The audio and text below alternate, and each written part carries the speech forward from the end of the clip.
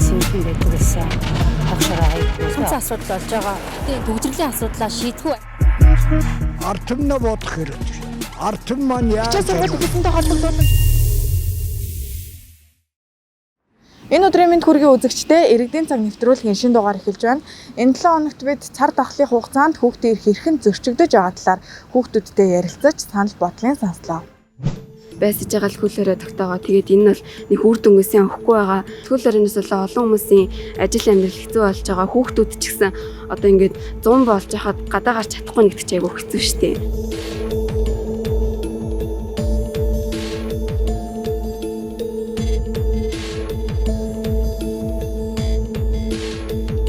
Хүүхдээ ерөн л гэжтэй шүү дээ. Ер нь гадуур авах бас жоох хэцүү бас. Одоо гинт өдөр болгоо ихсээд байгаа болохоор бас.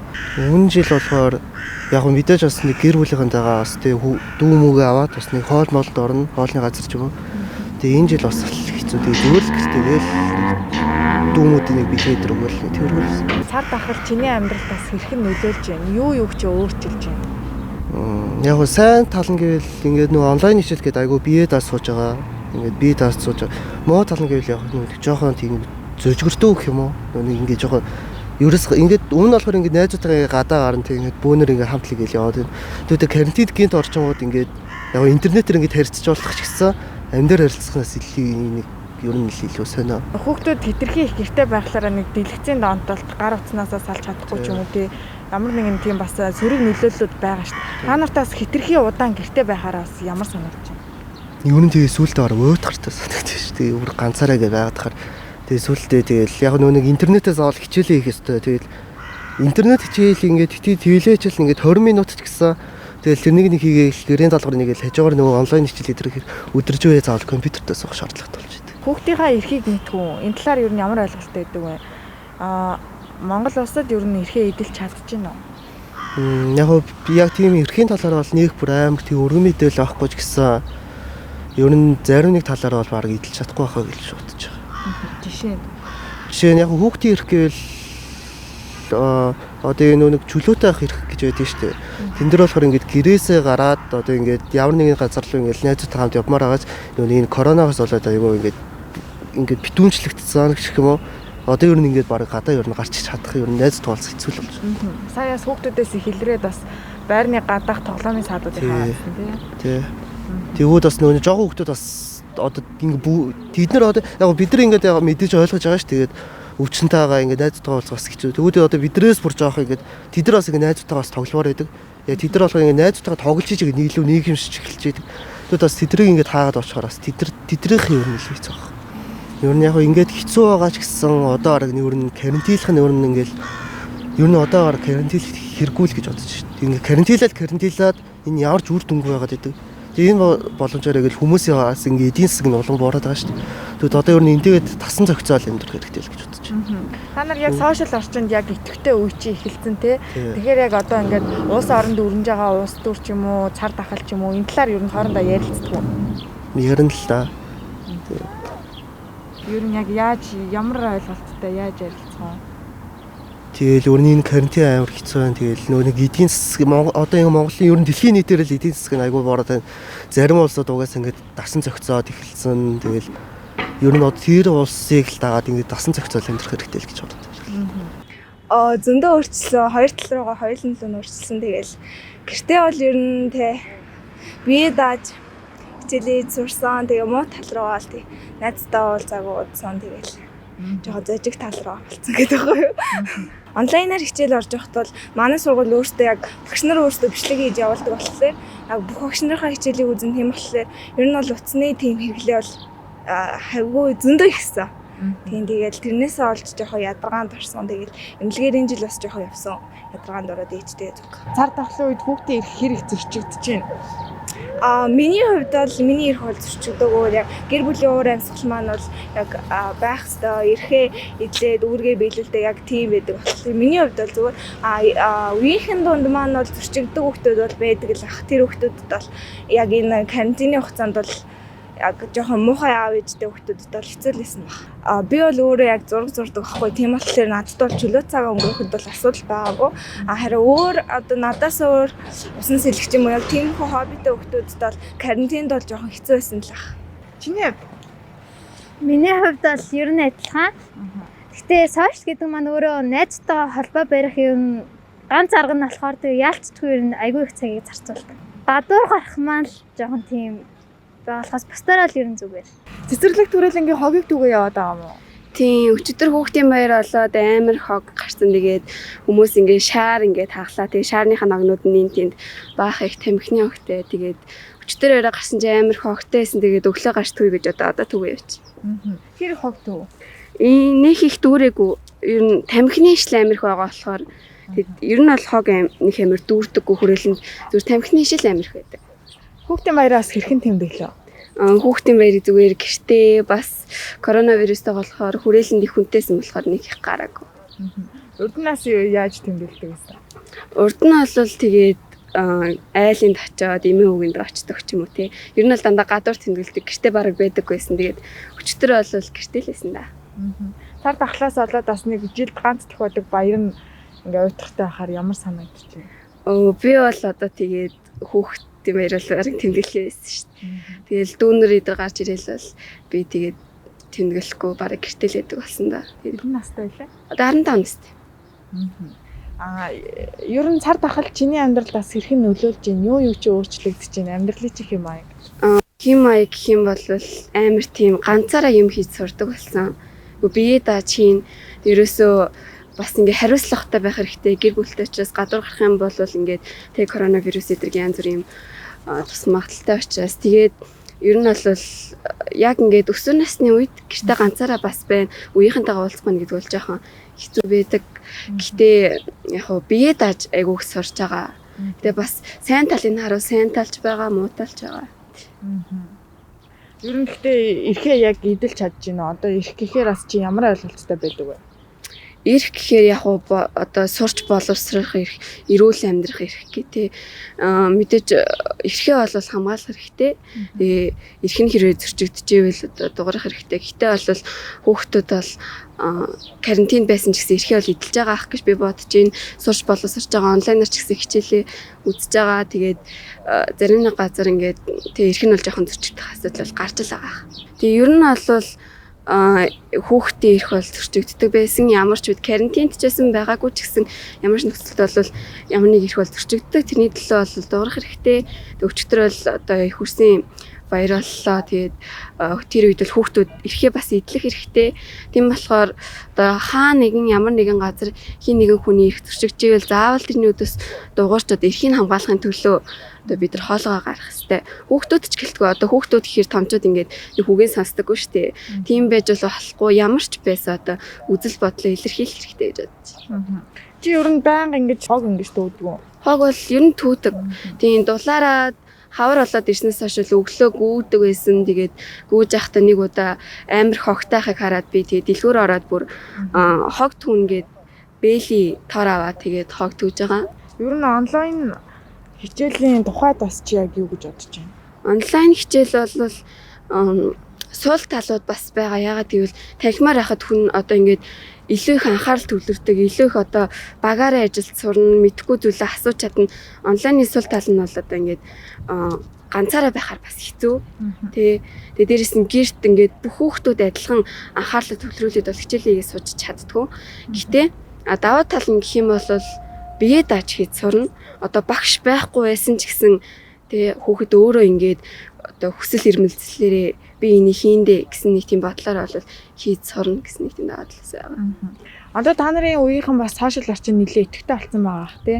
Та нар ер нь яг ингээд фэйсбүүкээр харж байхдаа энэ коронавирус, тохиолдлын тоо ихсэх, нас оролтын тоо ихсэх, төр засгийн шийдвэр мэдэр гэл иймэрхүү юмнуудыг хараад ер нь санаа чинь зовлгүй яг томчууч. Санаа бол зовдөг бас хаяа зовдөг. Гэтэ ер нь бол манай үеийн хүүхдүүд бол тийм юм санаа зовох өгнөл ёсгүй.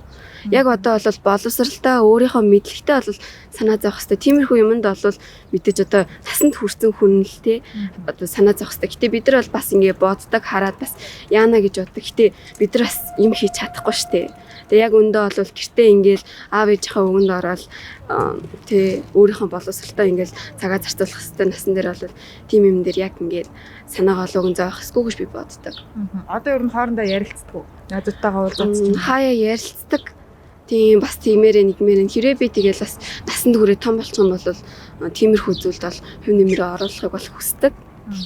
Хөл арай тийм ч бол юу биш ээ. Одоо ингээд бусад улсуудыг харахаар бүгдээр ингээд вакцинжуулалтаа хийцэн зарим улсууд ингээд маск аваад явж байгаа. Тэгэхээр Монгол бол жоохон ингээд тийм ойлгомжгүй байгаа гэж бодож байна. Байсаж байгаа л хөлөөрөө тогтоогоо. Тэгээд энэ бол нэг үр дүнгээсээ өгөхгүй байгаа. Тэрнээс одоо хурдан хүмүүсээ вакцинжуулаад тэгээд тэгэхгүй бол хөл хорионоос олон хүмүүсийн ажил амьдрал хэцүү болж байгаа. Хүүхдүүд ч гэсэн одоо ингээд 100 болж хахад гадаа гарч чадахгүй нэгт ч айгүй хэцүү шттэ. Тэгээд ингээд зарим улс орнууд маск аваа яваад хахад бид нар ингээд бас энэ яаж чадахгүй ингээд одоо 100 халуунд маск зүгөө явахд хэцүү. Тэгээд бид нар ч гэсэн ингээд эрүүл орчинд амьдрах тийм их хэдрэн жоохон зөрчигдөөд байгаа ч юм шиг санагдаж байна. За баярлалаа. За баярлалаа. Баярлалаа.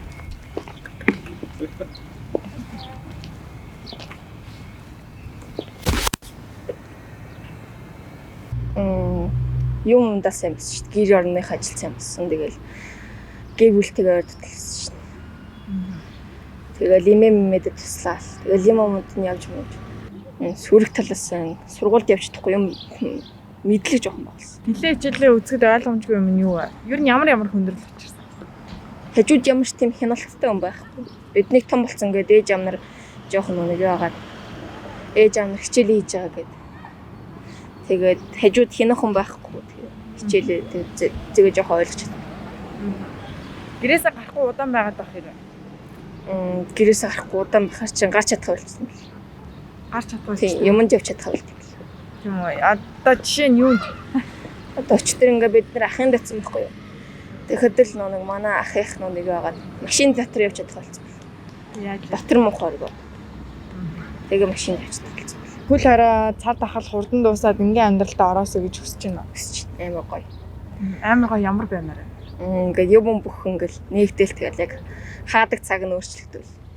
Тэгэл юм тэгэж хурдан явдахгүй гэх. Тэгэл Одоо хаадаг цаг нэг тааж байна уу? иш тааж их зарим дэлгүүрүүд 8 гэж хааж. 10 таадаг дэлгүүрүүд 8 гэж хааж. Тэгэхээр сайн өслөт. Масканда дасж гин үү? Дасцсан уу? Дасц. 2 жил маск. Тэгээ масканда дасц. Маскгүй баймаар. Яг маскгүй читгалсан бил. Тийм үү. Яг гэртэл маскгүй. Тэгэл бус төрөй дандаа маск тавьж. Жилд ганц болдог баяраараа бас гэрте байх нь чам ямар санагдсан? Зүгээр шүү дээ. Энэ улс орн маань юм хэцүү үе те. Ерөнхийдөө бол иргэнийхээ үүргийг биелүүлэл сайн байна л гэж бодож байгаа. Хөл орой ер нь чиний амьдралд хэрхэн нөлөөлж байна? Хөл орой цар тахал яг амьдралын чихэн маягийг бас яаж өөрчилж байна? Сүүлийн 2 жил. Хөл орой болохоор нөгөө хүмүүсийн сошиалт илүү шүү дээ. Яаж юм бол жишээ нь цахим мөнгө хэднэр гээд ерөнхийдөө бол одоо ер нь карт, бэлэн мөнгө хэднэр хэрэглэнээс хасагдж байгаа шүү гэж бодож байгаа. Ерөнхийдөө бол уцтай л байхад шүү дээ бүх асуудал тэнцэнэс шийдэг болсон юм шиг санагдаж байна. Ерөнхийдөө л шүү дээ хүн төрөлхтөд шинэ төвшөнд гарсан юм шиг санагдаж байна. Жишээ нь яг яаж? Жишээ нь зүгээр өмнө ч бол зүгээр шүү дээ коронавиг үед зүгээр бэлэн мөнгөөр үйлчлдэгээс бол одоо зүгээр уцаа гаргаж ирэл нэг QR код уншуулаад шууд төлждөг. Амар илүү хэлбэр болсон тэнгуүтээ бас өөртөө бас цаг гаргах боломж гарч байгаа юм болоо. Нөгөө ном унших тэнгуүтээ өөрийнхөө сонирхлоороо ингээд сахимаар ингээд мэдээлэл авчих тэнгуүтээ ерөөхдөө бол шинэ өрийн үед л шилжиж байгаа гэж. Японд ч жишээ нь нэг амар илүү нарийн технологитой байдаг шүү дээ. Робот жишээ эднэр гэх тийм л байгаа.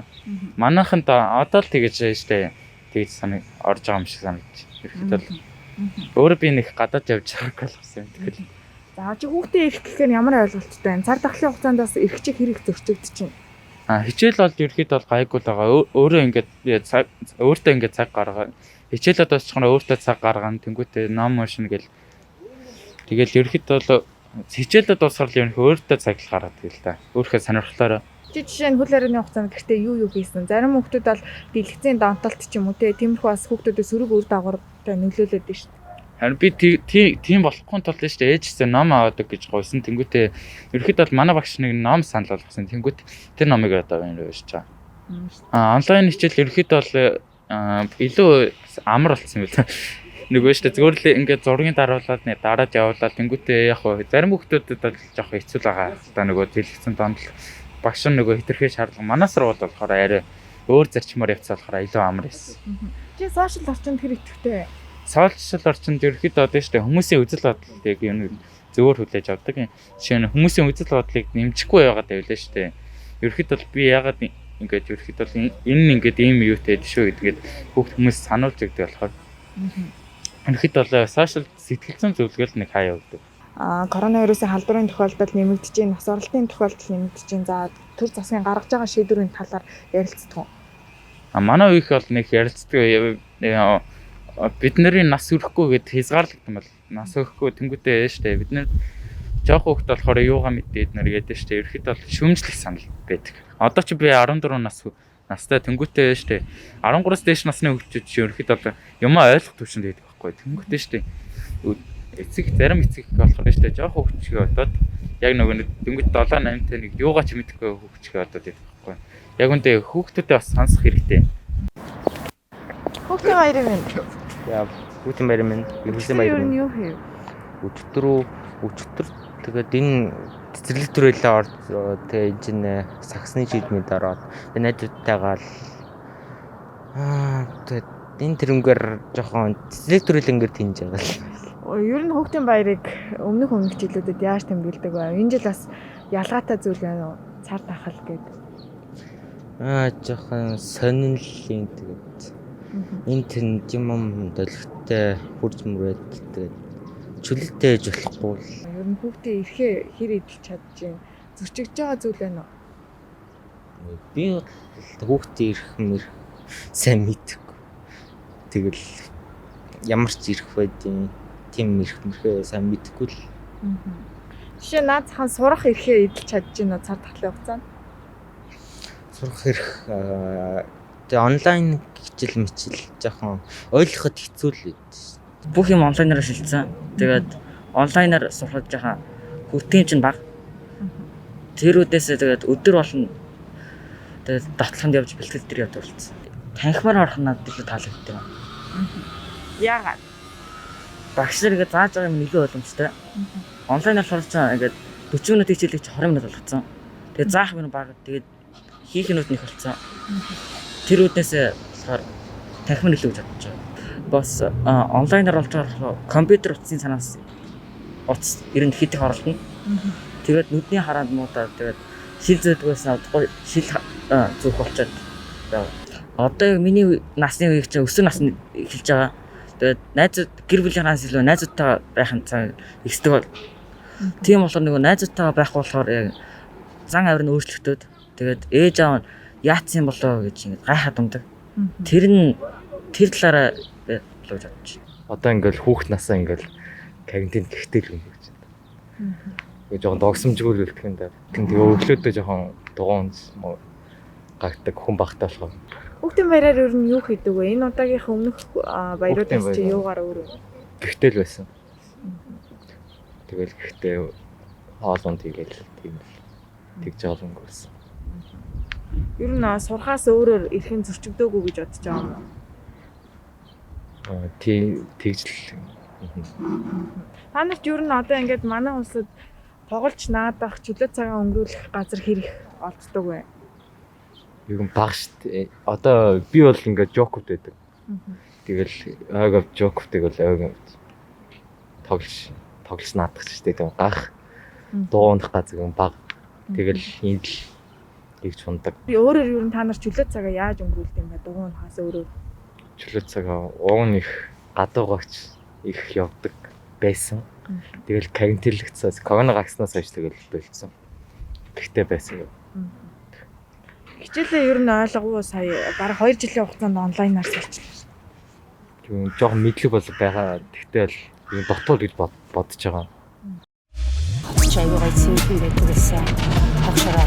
Цэцэн асуудал болж байгаа. Тэгээ төгжрлийн асуудлаа шийдэх үү? Артын нь бодох хэрэгтэй. Артын маань яаж Чи сургууль төгсөндөө холбогдуулсан.